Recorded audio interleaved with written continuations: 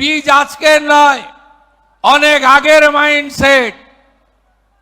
এখানে উপাচার্য গোপাল সেনকেও নকশাল আমলে খুন করা হয়েছিল, আপনারা জানেন।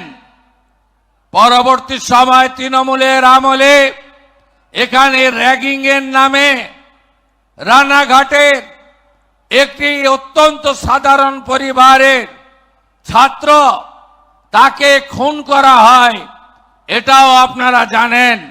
হইচই হয়েছিল, প্রতিবাদ হয়েছিল।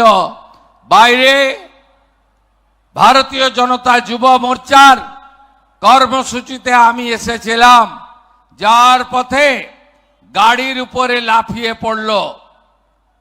আমি কাঁচ নামিয়ে জানতে চাইলাম, বলল আমরা মাওবাদী, আপনাকে গো ব্যাক করার জন্য এসেছি।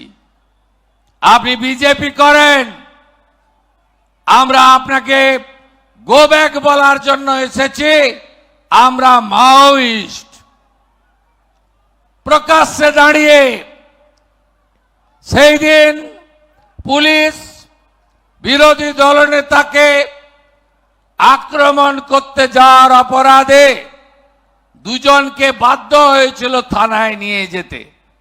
আমি রাত্রি 12টায় জেনেছিলাম তদানীন্তন পুলিশ মন্ত্রী ফোন করে সেই দুজন মাওবাদীকে ছাড়িয়ে দিয়েছিল। 34 বছরের কমিউনিস্টরা তো খোলাখুলি রাষ্ট্রবিরোধী কাজ, সনাতন বিরোধী কাজ, ভারতীয় এবং বাঙালি পরম্পরাকে ধ্বংস করার জন্য প্রকাশ্যে মদত করেছে।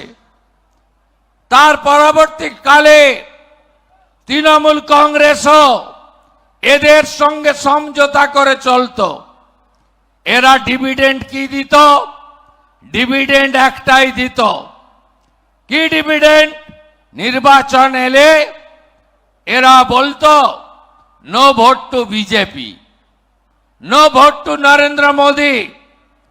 আর তার সুফলটা ঘুরিয়ে প্রাক্তন মুখ্যমন্ত্রী, যিনি দুবার আমার কাছে হেরেছেন, একবার নন্দীগ্রামে আর একবার ভবানীপুরে, তিনি তার ডিভিডেন্ডটা নিতেন।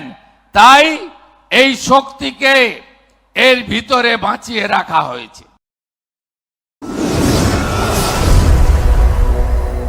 আপনারা দেখছেন বর্তমানসময়.com।